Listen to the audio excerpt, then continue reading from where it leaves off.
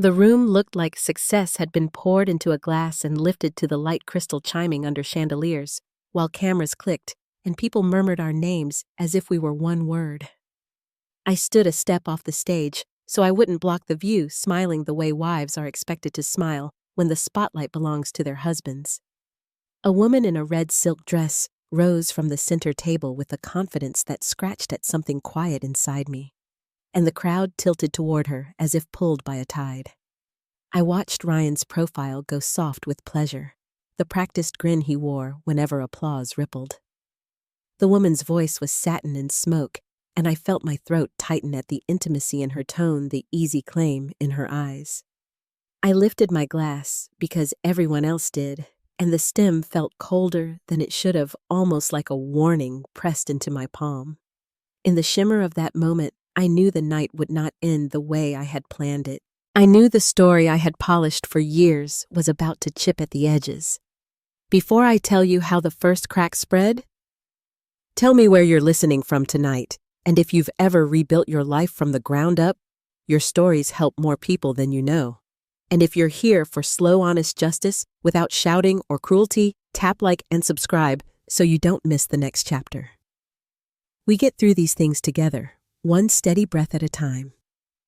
My name is Samantha Collins, and for most of my 30s, I told myself I was a practical woman who made practical choices, the kind of daughter my mother raised in a small Ohio town where bills were folded twice and put away, and kindness wasn't a performance.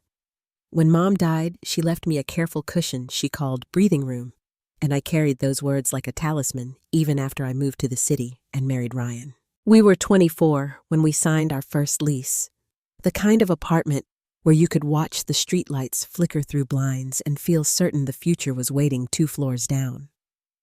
He had plans that ran hot and fast. I had patience and a savings account with my mother's handwriting on the beneficiary line. It wasn't glamorous, but it felt like partnership, his ambition, my ballast. We promised each other the usual vows with a few unspoken ones on the side, the ones that rise up when you're young and generous and convinced time will always keep pace with your faith. He would do night classes for his MBA.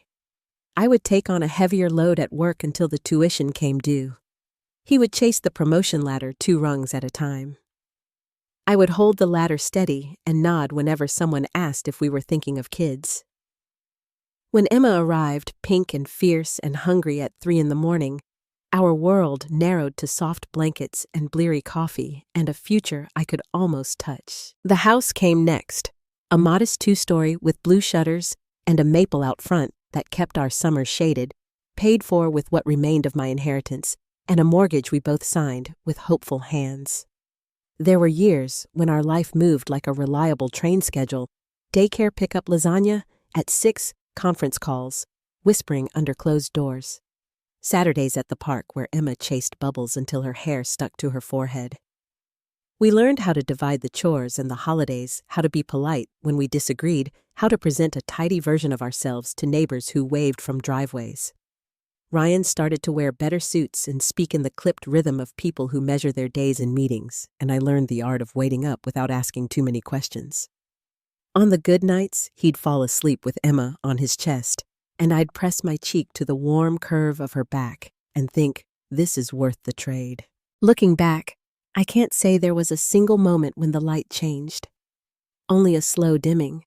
I explained away, because that's what wives do when they're busy and tired and determined to protect the story they helped build.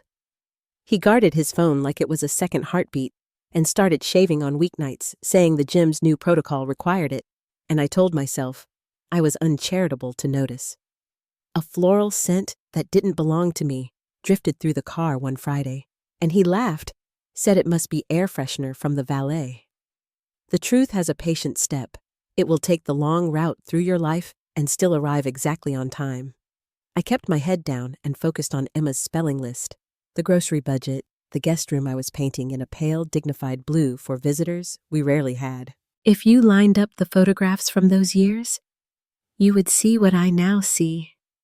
My smile fading half a shade at a time. His posture leaning a breath farther away, the space between us widening, like a hairline fracture in good china. Friends said we made a strong team, and most days I believed them because strength looks a lot like silence when you're the one doing the carrying. I trusted the promises we'd made and the receipts I kept in a tidy file proof that love could be built like anything else if you were willing to keep the ledger balanced. It felt sensible to assume we were fine because fine can be the last coat of paint before the wall gives way.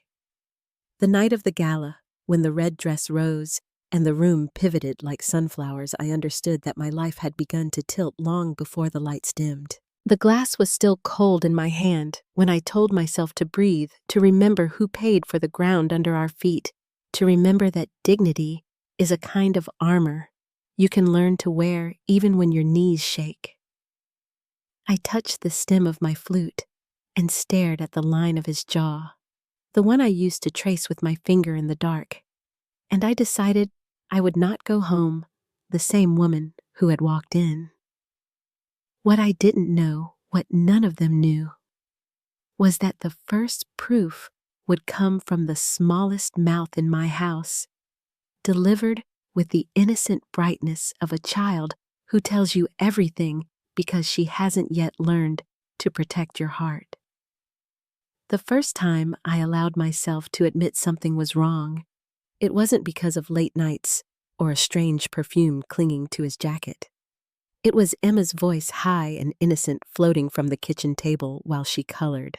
I was slicing carrots for dinner, listening to her hum a tune she'd picked up at preschool, when she looked up and said, "Mommy, Daddy had ice cream with the pretty lady from his office today." My knife paused midair, the blade suspended above the cutting board. I forced my voice to stay calm, asking her what lady she meant. She grinned and said the one with shiny red shoes, the one who gave her a balloon. She went back to coloring as if she hadn't just cracked open the ground beneath me. I stood frozen in that kitchen, every sound magnified: the hum of the refrigerator, the tick of the clock, the scratch of Emma's crayon against paper. It would have been easy to dismiss, to pretend she had misunderstood. Children blur details, mix up faces, forget what belongs where. But I knew better. I remembered the name I had seen once on a company email, the casual way Ryan had mentioned her, the photo I stumbled across when I borrowed his phone, and he snatched it back too quickly. Maya Reed. The name landed heavy, now lodged in the pit of my stomach. For days, I told myself not to leap to conclusions, not to blow apart a marriage on the word of a child who loved balloons. But the seed had been planted, and once you begin to notice, you can't unsee. Ryan's phone never left his pocket, even when he showered. He started going to the gym late at night, coming home showered and smooth, as though trying on a different skin. His excuses came, rehearsed, his patience shorter, his smile practiced like a salesman at the end of a long day. I wanted to believe I was imagining it, but the weight in my chest said otherwise. One evening, after I tucked Emma into bed, my phone buzzed with a message from Claire, a woman from the neighborhood whose husband worked at the same firm as Ryan. She had never been more than an acquaintance, the kind you wave to while unloading groceries, but the message was urgent. "I think you need to see this," she wrote, followed by screenshots. My hands shook as I scrolled through the messages between Ryan and Maya that left no room for doubt. There were jokes laced with innuendo compliments that turned explicit talk of hotel rooms and private nights disguised as business. It wasn't speculation anymore. It was fact laid out in black and white. I sat on the edge of my bed, staring at the phone until my vision blurred. My pulse slowed instead of quickening, as though my body already knew and was simply catching up. The betrayal didn't rush in like a storm. It seeped in quiet and unstoppable until there was no corner of my life untouched. I thought about the nights I stayed awake with Emma when she was sick about the inheritance I drained so he could chase his degree, about the sacrifices I made, believing they were for our future. And here he was spending late nights in someone else's company while I painted nurseries and balanced bills. Ryan's behavior grew bolder once I started noticing. He stopped offering explanations altogether, as if my silence was agreement. He came home later and later, his shirt smelling faintly of perfume. I didn't own, his eyes avoiding mine as he headed straight for the shower. On the nights he did sit at the table with us, he scrolled through his phone while Emma chattered about school, nodding absently. I began to wonder if he noticed her drawings taped to the fridge, if he heard her when she asked him to play. It wasn't just me he was abandoning. It was both of us. Still, I kept quiet. I smiled for the neighbors, showed up at company functions in dresses bought on clearance racks, and let everyone believe we were the picture of stability. I told myself that speaking too soon could break things beyond repair, that maybe he would snap out of it, remember the life we built. But deep down, I knew. The woman in red shoes had already staked her place in his world, and he was letting her. The confirmation I dreaded came at the gala when Maya stood to raise her glass, her voice heavy with suggestion, her words painting nights I was never a part of. She wasn't subtle. She wanted me to hear, wanted the room to hear. Ryan laughed too quickly, too nervously, but he didn't stop her. He let her humiliate me in front of colleagues and strangers alike. That was the moment something hardened inside me. I realized this wasn't just about infidelity, it was about theft. He had taken my money, my trust, my years, and built himself into the man under that spotlight, only to hand it all to someone else. When the applause ended and the room returned to chatter, I walked out with my head high, but my heart was raw.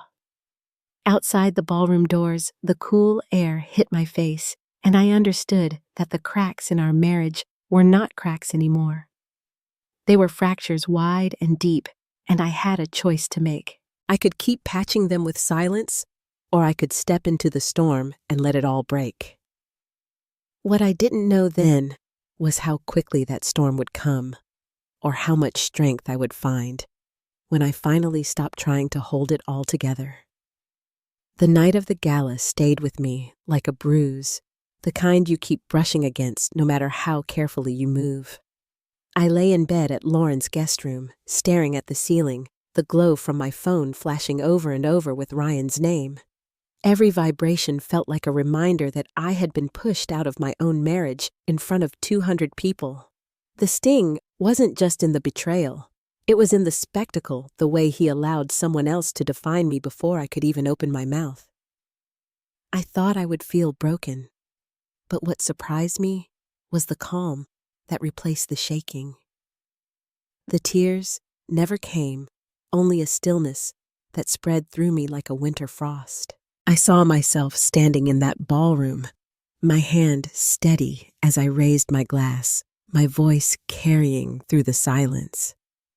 I replayed the gasps, the whispers, the look on Ryan's face when his suit was drenched with champagne. That moment had stripped something from me, yes, but it had also revealed something I hadn't recognized in years. Beneath the exhaustion and silence, there was steel. The next morning, while Emma ate cereal at Lauren's kitchen table, I watched her swing her legs and laugh at a cartoon, completely unaware of how the ground had shifted. I felt the weight of what lay ahead pressing down on me. I couldn't collapse, not with her eyes so bright and her world so small. I held my coffee cup with both hands, as if warming myself by it, whispering that I needed to hold steady for her. The betrayal wasn't only about me, it was about the example being set for my daughter about the life she was watching unfold. The phone kept buzzing that day. Ryan's messages moved from desperate to angry, from, "We need to talk to you," "Embarrassed yourself," as if rewriting the story would change its ending. I scrolled through them without replying, feeling something shift each time I refused to respond. Silence had never been my weapon, but it became one in those hours.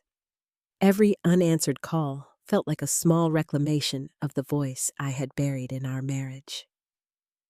When night fell, I sat with Lauren in her living room. The kids were upstairs asleep, and the house was quiet except for the hum of the heater. She asked gently if I was all right. Her eyes soft but steady, and I realized I had been holding my breath for years. The words poured out not in sobs, but in a steady current.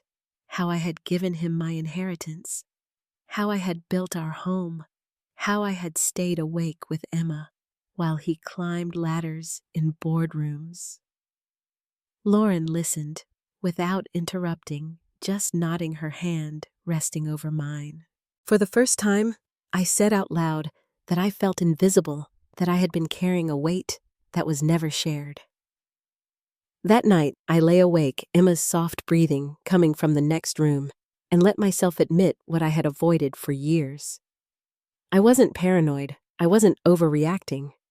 I wasn't too sensitive. I was a wife who had been erased from her own story. A woman who had invested everything into someone who repaid her with secrecy and humiliation.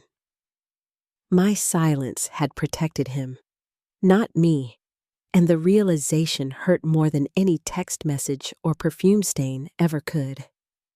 The house we had built together came back to me in flashes.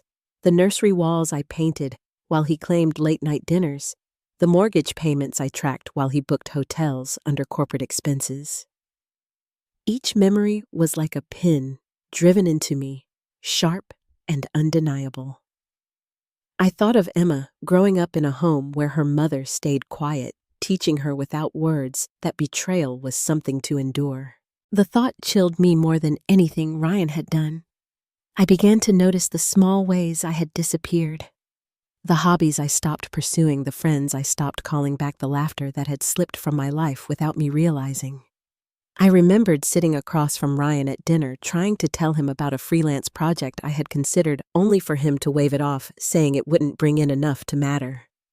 My voice had dimmed in those years, little by little, until the only part of me that still felt visible was the one applauding his success. The pain was sharp, but beneath it, something stronger was forming. It wasn't anger, not yet, but a resolve that tightened like a knot being pulled. I thought of my mother's words, her insistence that the money she left me was meant to give me freedom, not chains. I had spent it building a future for someone who forgot who laid the foundation. In the quiet of Lauren's guest room, I promised myself I wouldn't let that legacy end as silence. By the end of that week, the whispers had begun. A neighbor asked casually how the gala had gone, her eyes lingering a little too long, as if she already knew. Friends texted vague messages of support without saying why. The story was moving, spreading faster than I could control, but for once, I didn't feel the urge to chase it down. Let it travel, I thought.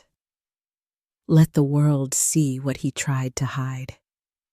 At night, I stood at the window with the curtains drawn, staring out at the streetlights while Emma slept. My reflection stared back at me, tired, but steadier than I had expected. I felt the weight of the years I had carried him, the sacrifices I had folded into our days, and I whispered to my own image that I was done being erased. The pain was still there, sharp and raw, but now it was paired with a clarity I had never allowed myself before. When Ryan finally called one last time, his voice breaking as he begged me not to destroy what we had, I let the phone ring until it stopped. I set it down on the nightstand, my hand still for the first time in days. I realized then that the quiet wasn't empty. It was powerful. I was no longer clinging to the hope that he would change. I was beginning to understand that I could. And as the night deepened, I knew the stillness wouldn't last. The moment would come when silence would no longer be enough, when pain would need to turn into action. What I didn't know yet was just how ready I was becoming. to make that shift. The morning after the gala, I woke up with makeup still clinging to my skin, the faint smell of champagne on my hands, and my phone buzzing with Ryan's name over and over. I sat up slowly, the sheets twisted around me in Lauren's guest room, and listened to the pattern of his messages. Some were pleading, others sharp, as if the right tone could undo the spectacle of the night before. I scrolled through them in silence, my thumb hovering over the call button, once then falling away. He didn't deserve my voice. Not anymore. I brewed coffee in Lauren's kitchen while she got the kids ready for school, the hum of a cartoon drifting from the living room where Emma sat cross-legged with her cereal bowl. I stared at the steam rising from the mug in my hands and realized I hadn't made a list for myself in years. Everything I had written down for so long was about him, his schedule, his conferences, his expenses, his meals. That morning, I opened my laptop and typed my own. Not what went wrong, not questions about why he strayed, but practical, deliberate steps. Lawyers, banks, locks, daycare arrangements. I wasn't spiraling anymore. I was steady, and steadiness was dangerous for him. By noon, I was speaking with Diane Mercer, a divorce attorney recommended by one of Lauren's co-workers. Her voice on the phone was calm, efficient, and free of the pity I dreaded. She listened without interrupting, then gave me instructions with a clarity that steadied my hands. Gather financial records. Secure proof of infidelity. Move funds into accounts he couldn't touch.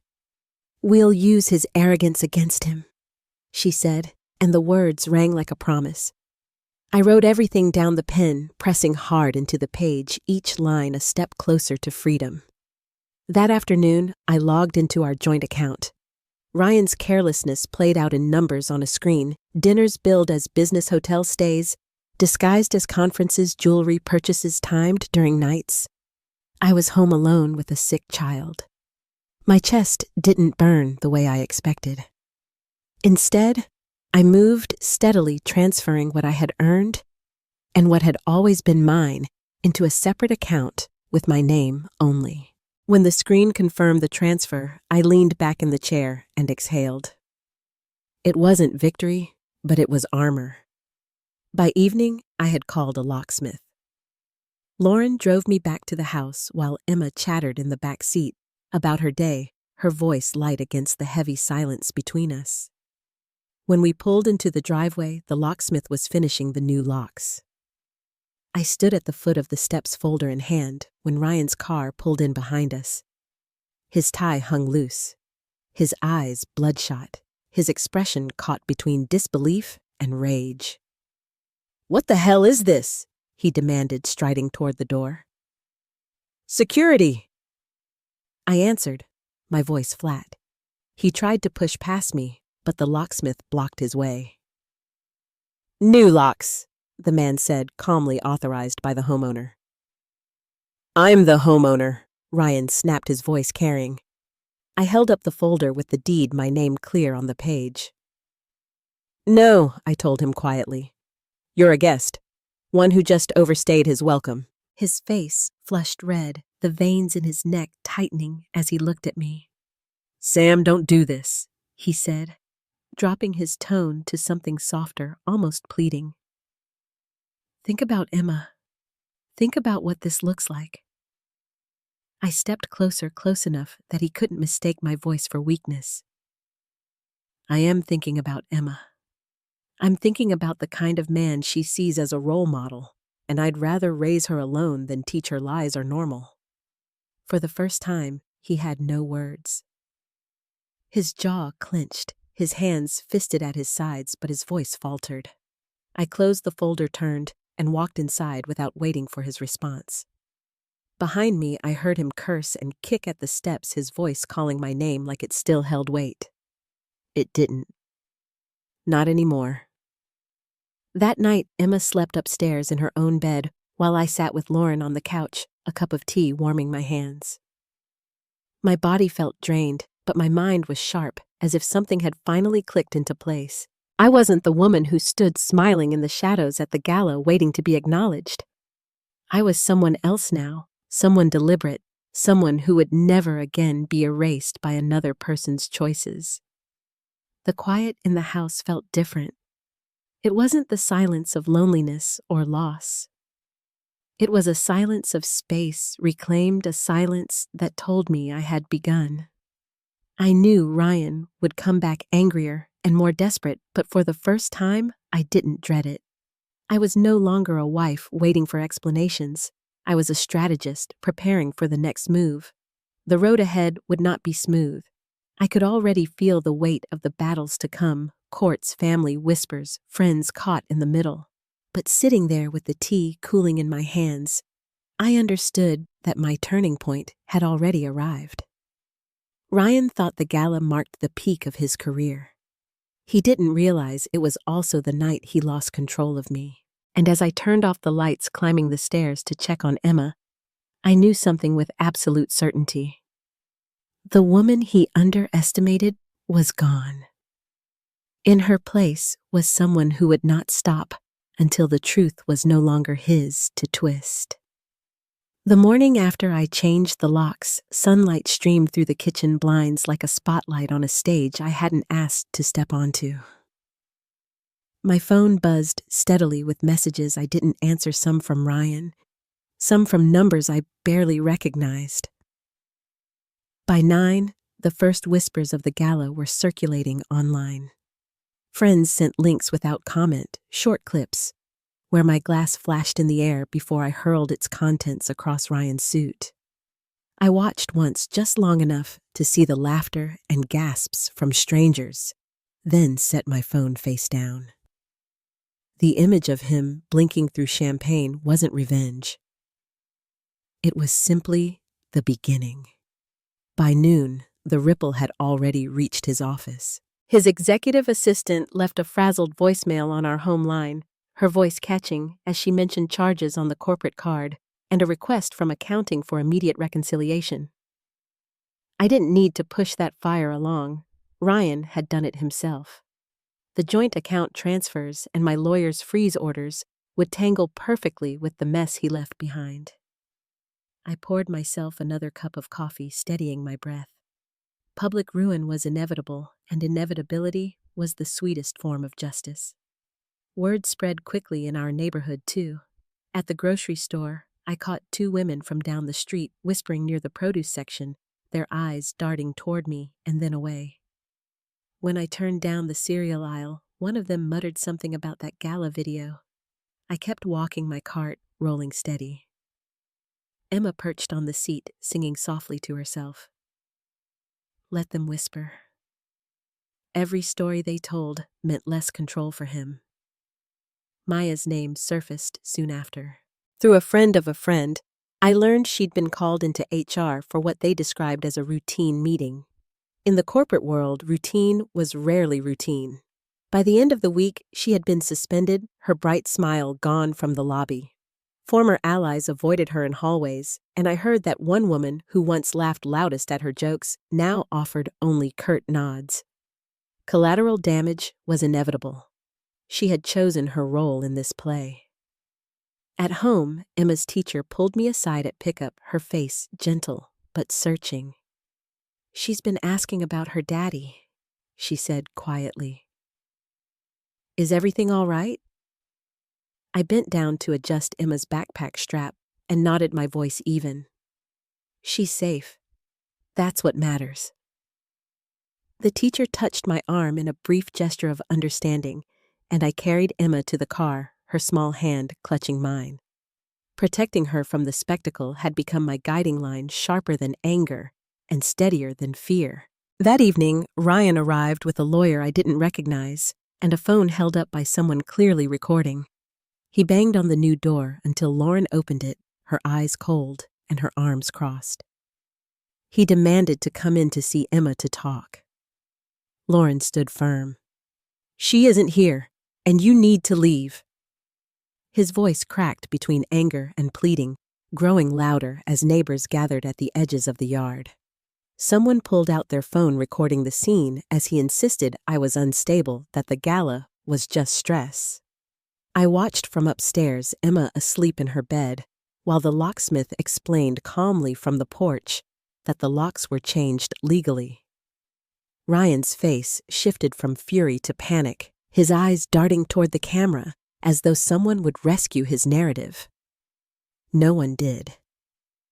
Inside, I let my phone buzz on the nightstand unanswered, while his voice carried faintly through the closed window. When the shouting finally ended and his car pulled away, the quiet settled like a blanket.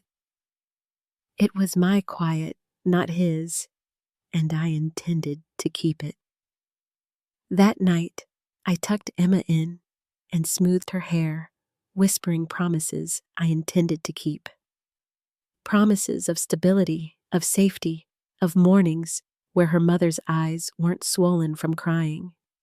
She sighed in her sleep, her lips curling into a half smile, and I knew I was stronger than his chaos. The days that followed confirmed what I already sensed: he wasn't folding. He was flailing.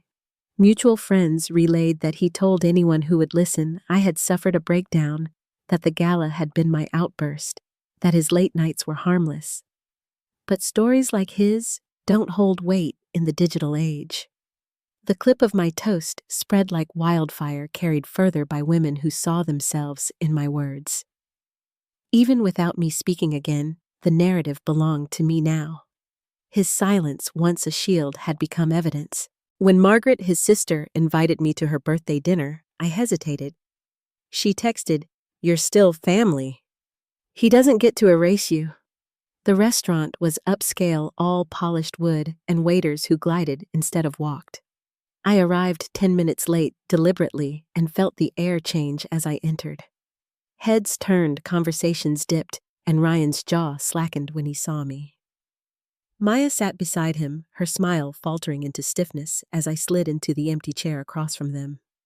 I opened the menu calmly, as if I belonged there, because I did. For 20 minutes, the air strained with false laughter and stilted conversation. Ryan pressed Maya's hand tightly, his voice rising too brightly, his eyes darting in my direction. I let him perform. I let the act stretch thin. Then, as the entrees arrived, I placed my fork down and pulled out my phone. "Since we're celebrating tonight," I said, my voice cutting through the clink of silverware. "Let's be honest." I set the phone on the table, its screen glowing with the PDF of bank statements. Rows of charges, dinners, hotels, jewelry, all logged during the years I stayed home with Emma. A gasp spread across the table like a wave. Margaret leaned forward, her hand covering her mouth. Ryan lunged for the phone, his face flushed. "This is private," he hissed. I met his eyes steady. "No, Ryan. This is public because you made it public the night your mistress toasted you in front of everyone." The room erupted into whispers, chairs scraping as people craned to see. Maya stiffened, her face drained of color. I pulled a second envelope from my purse, sliding it across the linen, a collection of his messages to her, explicit and smug. "That's not stress," I said evenly. "That's betrayal." Maya shoved her chair back, muttering under her breath as she fled toward the door. Half the room watched her go, the sound of her heels echoing across polished floors. Ryan's voice cracked as he tried to recover, hurling words at me meant to sting. Vindictive, he spat. I laughed once, quietly but sharp. "No, Ryan." Just finished being silent. I rose from my chair, pushing it back against the floor. My hands rested flat on the tablecloth, steady as stone. "You thought I would stay quiet, that I would keep paying the bills and raising our daughter while you paraded her around. You forgot that silence is complicity, and I will not be complicit in my own humiliation." I lifted my glass of water and raised it slightly. "Here's my toast," I said, my voice carrying past the table to the surrounding diners. "To the man who lost everything the moment he underestimated his wife." A murmur of applause spread around the room, some clapping, others nodding. Ryan sat frozen, his reputation splintering before his very eyes. I left him there, surrounded by whispers. Margaret's eyes wet as she touched my arm and whispered, "I'm sorry." I gave her a faint smile. He's the one who owes apologies. As I stepped out into the cool night, the buzz of my phone began again. Friends, acquaintances, even strangers forwarding clips already making their way online. My words were repeating without me a chorus I hadn't expected, but welcomed. Every whisper, every video, every caption was another nail in the image Ryan had so carefully built. I walked toward my car with my head high, knowing the storm had only begun. And deep inside, I understood something else. Silence had been my shield once, but now it was my weapon. The time for whispers was over. The world had started listening, and I was not about to stop speaking. The night I walked out of Margaret's birthday dinner, I thought the worst of it was behind me. I had said what I needed to say, laid the proof in front of him, and watched his mistress walk away in silence. Yet by the time I reached home, my phone was lighting up like a beacon in the dark. Clips of my words were already circulating. My glass raised high, my voice steady, as I told him he lost everything when he underestimated me. By morning, that sentence was everywhere. People were repeating it online, stitching it into videos, typing it under photographs of ruined castles and broken crowns. The more I ignored it, the faster it spread. Ryan's first move was to pretend nothing had happened. He posted a stiff photo of himself in a navy suit with a caption about rising above negativity. Within minutes, comments poured in, cutting him down line by line. "Maybe rise above your mistress instead," one wrote. Another linked receipts of his expenses, the very ones I had placed on the table. Silence no longer shielded him. Every attempt he made to polish his image became another stone in his pocket, dragging him further down. A few days later, he tried a different tactic. A glossy business magazine published a feature with his photograph on the cover, his smile airbrushed to perfection. The headline screamed of denial, calling my actions a bitter attack from a wife who misunderstood his professional mentoring. He painted himself as the victim, suggesting stress had caused me to lash out. Reading the article, I felt laughter rise in my throat, sharp and disbelieving. In an age where receipts were currency, he was bankrupt.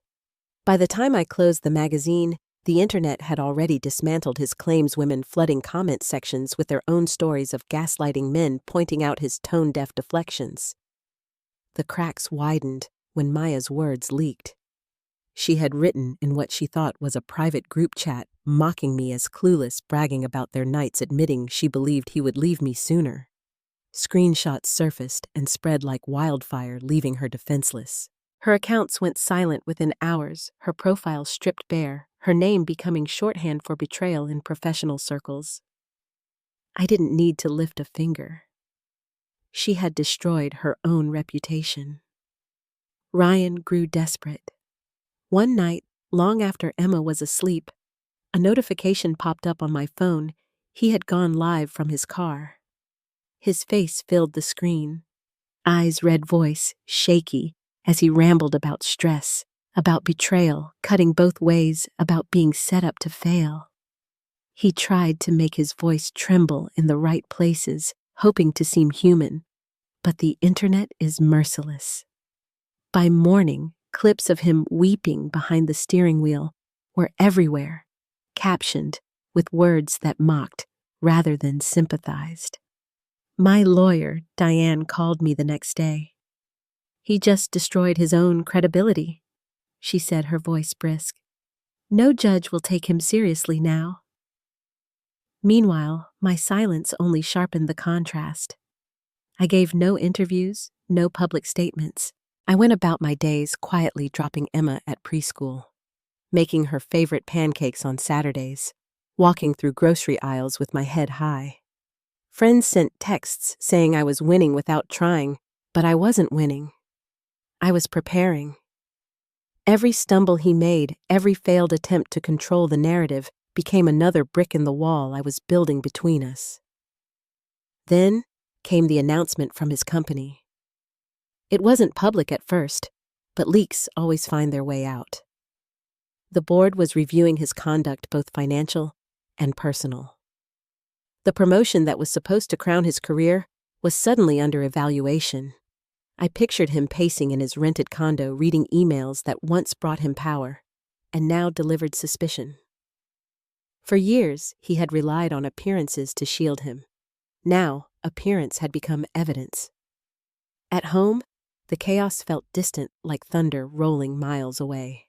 Emma colored at the kitchen table, humming softly, while I checked emails for small freelance projects that were beginning to grow. The quiet moments with her were my anchor. I shielded her from questions as best I could, telling her simply that Daddy was busy, that she was safe, that our home was steady. She accepted it with the simple trust of a child who believes her mother's word is enough. Still, I knew Ryan wasn't finished. Men like him rarely fold when the walls close in. They thrash, they plead, they try to reshape the story until it bends their way.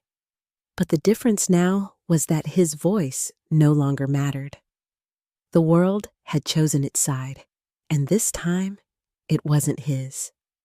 The sound of my own words echoed by strangers was proof that silence had ended. My story was no longer mine alone. It had become something larger, a truth he could never scrub away.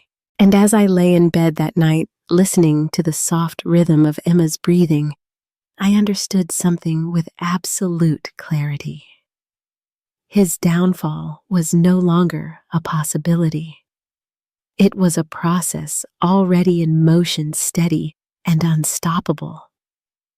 All I had to do was keep walking, one careful step at a time, until there was nothing left of the empire he built on my silence.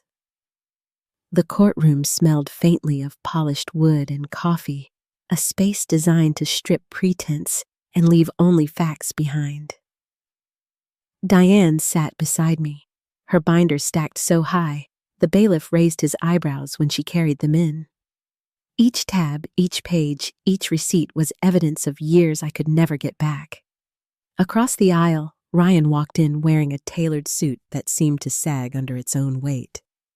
His new lawyer followed a man whose cufflinks gleamed, but whose expression dimmed once he glimpsed the size of Diane's files. When Judge Bennett entered the room, shifted into silence. He was a man used to order, and his eyes swept across the benches like someone accustomed to finding the truth beneath performances. Ryan straightened, puffing himself up as if posture alone could convince the court. Diane opened the first binder without a word, sliding evidence forward with the precision of a surgeon. Hotel charges during my pregnancy, jewelry purchased while Emma was sick, corporate expenses logged on weekends he claimed were spent at conferences. Each page was a nail hammered into the coffin of his credibility. The judge asked simple questions, his tone calm but unyielding. "Mr. Collins, can you explain these charges?" Ryan began with a rehearsed speech, weaving excuses about client entertainment and professional obligations. But when the Gala video was played, his words faltered. The room filled with the sound of Maya's toast, her voice dripping with innuendo, followed by my own steady glass raised in reply. I kept my eyes on this table, refusing to give him the satisfaction of my gaze. By the time the recording ended, the silence in the courtroom was sharper than any cross-examination. Diane pressed further. She showed the inheritance transfer, the deed, with my name alone, the account balances I had secured before he could drain them. Ryan's lawyer tried to object, but the judge overruled with a wave of his hand. "The financial record speaks clearly," he said, his voice even. Ryan's shoulders slumped, his confidence crumbling piece by piece. Custody was next, the part that mattered more than any house or car. Diane presented Emma's routine, the preschool schedule, the pediatric visits, the bedtime rituals I had documented in careful notes. Then she held up printouts of Ryan's late-night live streams, his voice rambling, his face blurred with tears. "Is this stability?" she asked quietly, letting the question hang. Ryan's lawyer tried to spin it as vulnerability, but the judge shook his head. "Supervised visitation," he ruled. "Primary custody remains with the mother." Ryan's face drained of color, his lips parting as if to protest, but no sound came out. When the gavel fell at the end of the hearing, the echo carried like thunder. I exhaled slowly, my grip loosening on the edge of the table. The house was mine. The accounts were secured. Emma was safe. Ryan's empire had collapsed under the weight of its own lies. He stormed out without looking at me, his lawyer trailing behind, expression weary. Diane leaned closer, her voice low. "You held your ground. That's all that mattered." I nodded, though inside I felt more emptied than victorious. Justice, when it arrives, doesn't erase the years that led to it. It only balances the scales. The fallout spread quickly. Ryan's father, who once bragged about his son's promise, called me privately. His voice was tight shame threaded through every word. "You'll always be Emma's mother," he said. "You'll always have our respect." I thanked him, though I didn't need his blessing to know where I stood. His brother, who had defended him for years, withdrew too, admitting he couldn't risk his own business being tied to the scandal. Even the people who once laughed at his jokes at company parties now avoided his name, their silence sharper than any condemnation. Maya's end came swiftly. HR concluded its investigation and terminated her employment, citing misconduct and reputational risk. No glowing references, no graceful exit. She tried to reinvent herself online, posting vague notes about toxic women and unfair treatment, but every comment section turned into a battlefield. Within weeks, she vanished from social media altogether. She had chosen her stage at the Gala, and the curtain had closed on her for good. Meanwhile, Ryan unraveled. His condo fell into default, the sleek black BMW repossessed in front of neighbors who once admired it. He moved into a spare room at a friend's place, then into a rental so shabby that even acquaintances whispered about the fall. Each consulting job he applied for ended with the same result: Google searches that pulled up hashtags, memes, and court records before any resume could speak. He had once told me success was about control, about bending circumstances until they broke your way. Now he was the one broken, his name stripped of its shine. Through it all, I stayed quiet. I didn't post, didn't gloat, didn't feed the spectacle. My silence became louder than his chaos, every court ruling, every repossession, every closed door speaking for me. When the final divorce decree arrived, stamped and signed, I sat at my kitchen table with the paper resting in my hands. The house was mine, the accounts were mine, and most importantly, Emma's world was secure. Ryan had nothing left but the rubble of his choices. That night, after Emma was asleep, I sat on the porch with a glass of wine. The neighborhood hushed around me. The air smelled of cut grass and cool earth, ordinary scents that felt extraordinary in their peace. I thought of the girl I had been painting a nursery while he was away, believing love meant sacrifice without end. That girl was gone. In her place was a woman who understood that silence is not submission, it is strategy, and sometimes it is the sharpest blade of all. Still, I knew the story wasn't entirely over. Men like Ryan don't disappear quietly. They linger, they plead, they search for one last foothold. I could feel it in the way my phone lit up with his number weeks later, in the way his voice cracked when he left a message asking for a meeting. He said he wanted closure, a chance to talk for Emma's sake.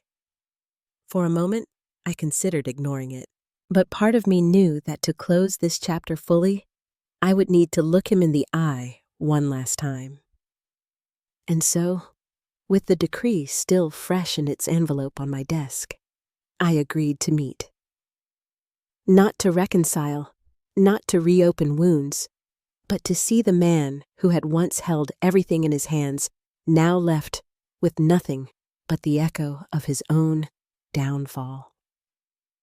We met in a small cafe not far from the courthouse, the kind of place with scratched wooden tables and the smell of burnt coffee lingering in the air.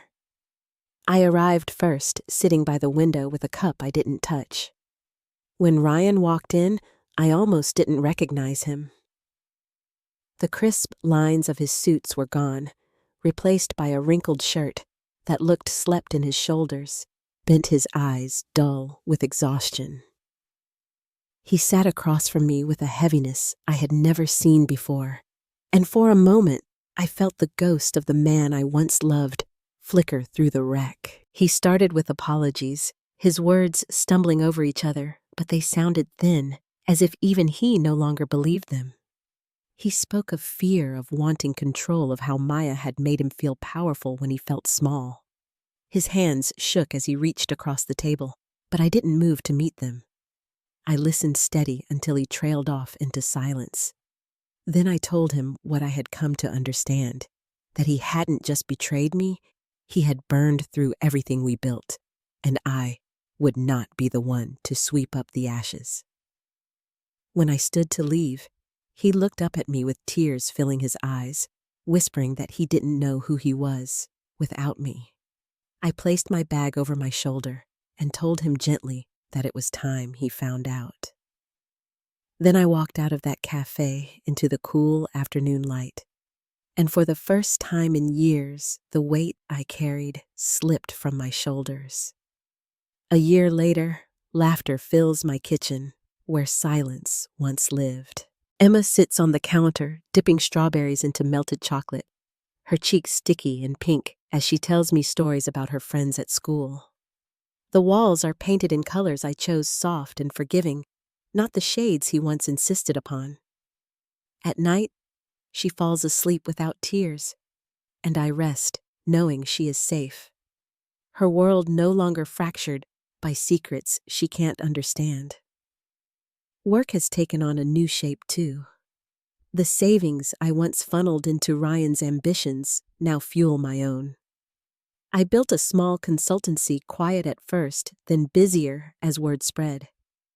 Many of my first clients were women who had seen the videos of the Gala or the dinner women who admired how I carried myself through the storm. I never set out to be anyone's example, but sometimes survival creates its own light, and people are drawn to it. As for Ryan, his name surfaces now and then in whispers, but it carries no power. I heard he rents a shabby apartment outside the city taking odd consulting work no one respects. His family keeps their distance, his friends have slipped away, and Maya is long gone. Once I saw him on a street corner while driving home thinner, older, his eyes darting as if he were waiting for someone who would never arrive. I did not stop. I did not even slow down. Looking back, I don't regret the years, not even the painful ones. Without them, I wouldn't have Emma, and I wouldn't have discovered the steel I once mistook for weakness. Betrayal stripped away the illusions, but it also built the woman who now stands firmly on her own. I no longer measure my worth by someone else's ambition. I measure it by the peace in my home, the laughter of my daughter, and the quiet strength I carry into every room. If there is a lesson in all of this, it's that silence can protect, but it can also destroy. The moment I chose to stop being silent was the moment I began reclaiming myself. Dignity isn't something others give you. It's something you decide never to surrender, no matter how much you love or how much you lose. And tonight, as I sit on my porch with a glass of wine, listening to the hum of the neighborhood settling in for the evening, I know this truth with certainty. Ryan underestimated me, and he lost everything. I underestimated myself, and I found everything I needed. Before we close, I'd love to know what part of this journey spoke most to you. Share your thoughts if you'd like. And may we all remember that strength sometimes begins the moment we stop being silent.